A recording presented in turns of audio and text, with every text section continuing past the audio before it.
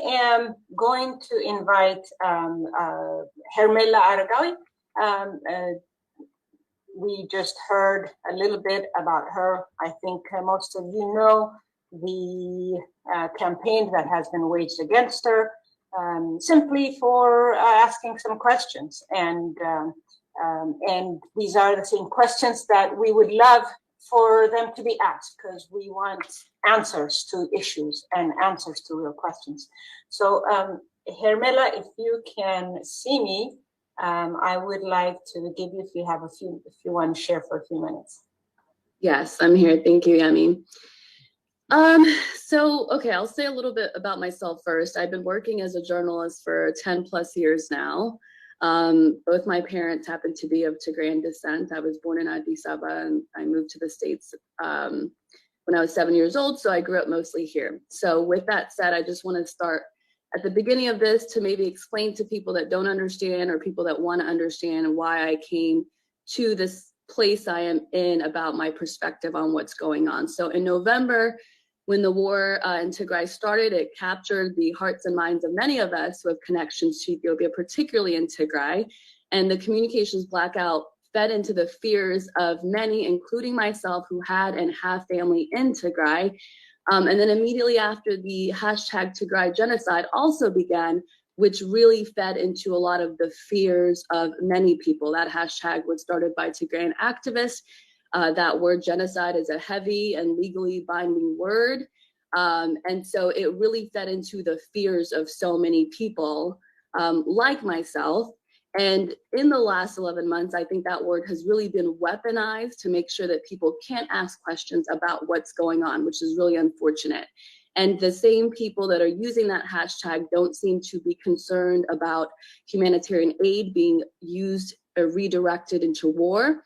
They're same people that use that hashtag, at least some of them. And I have been in meetings where they have deterred people from contributing to organizations that were trying to send basic necessities to Tigray at the time that the federal government was in control of Mekelle. And it seemed and was said that it was a political strategy so that the government would not look good, so that things would not get better so quickly. And so those kind of things are things I heard in private, is things that I pushed back about in private. And it were things that did not get better and actually ended up getting worse. And a lot of the money that was being raised was being pushed in one direction, and that direction was organizations that were not being held accountable about where that money went. I would ask where it's going, other people would ask where it's going, and the answer was basically none of your business, right? So those kind of things were concerning to me at a time where people were saying that they cared about the humanitarian crisis. So during that blackout in the first couple of months, there were reports of atrocities that leaked out. There were reports by media outlets like CNN and the New York Times where they said there were atrocities and civilians killed by Ethiopian and Eritrean soldiers, and it was said to be of civilians. I, as a journalist, found that a little bit peculiar and suspicious and did not retweet some of those people who were said to have been killed by these forces, because I thought that was odd to be able to corroborate that at a time of a communication blackout.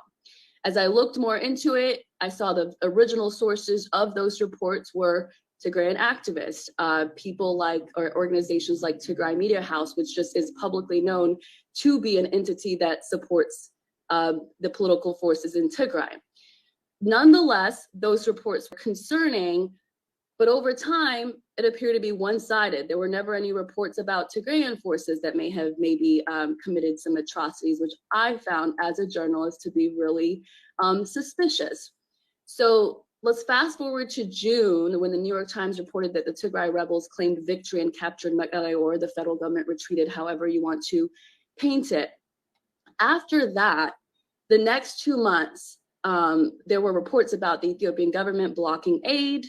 There were reports of famine. There were photos that were released that I saw in an AP article where the photo was unanimously released, or rather anonymously released. And in my work, we don't do that. If you're talking to a hospital like Idar Hospital, which the reporter was speaking to, and you're talking about famine in that hospital, or famine victims in that hospital, you get the sources or the photos from that hospital. So I found those kind of things to be suspicious. And then during that time, there were videos and photos on specifically Tigrai Media Houses where what I saw, where there were trucks and aid trucks with logos of WFP, I believe it was, that were transporting what appear to be hundreds, if not thousands, of soldiers into the Amhara and Afar regions. So those were just data points I was sort of collecting. I didn't know how to connect them yet. And then mid-September, the UN Ethiopia talked about 466 trucks, aid trucks, that went into Tigray since July 12th, and only 428 had come out since July 12th, and we're talking about mid-September. So for 2 months, these international aid agencies could not account for 428 trucks. That in a country like Ethiopia is not a small resource. And so I started to do a little bit more research. I saw that the Tigrayan leadership said it was because of fuel.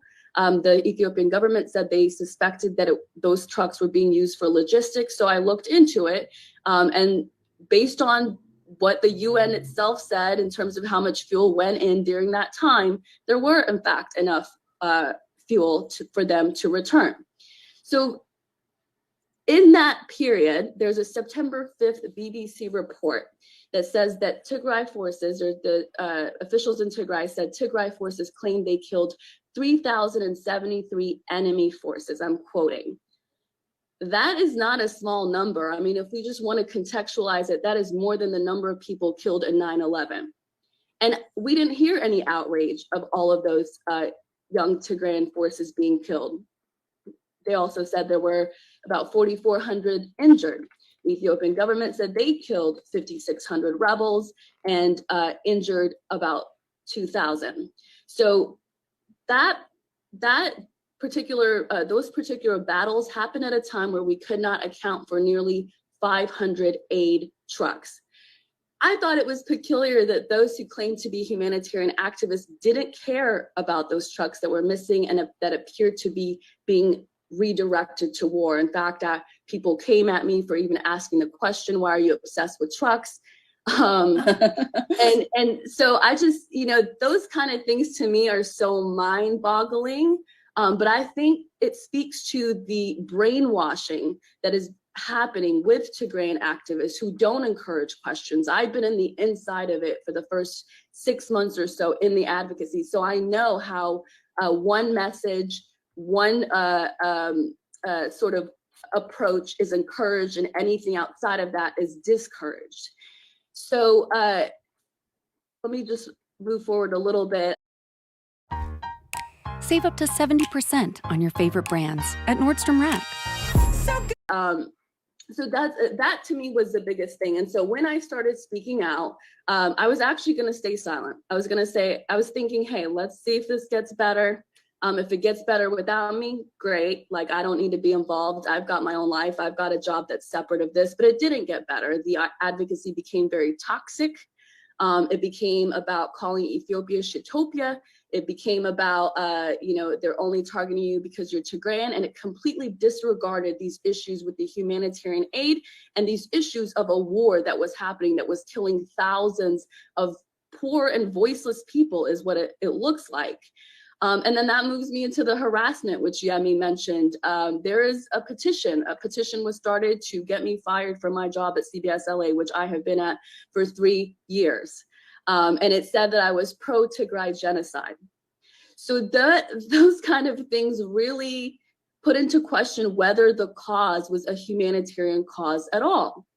And I just think there may be a lot of good people that happen to have Tigrayan roots that have been brainwashed and fooled that aren't asking these questions. And then there's a lot of people that have their own agenda, that have their own political ties, that are actually getting paid for the work that they do, that are being represented and paid by lobby groups like, I believe it's called Von Batten.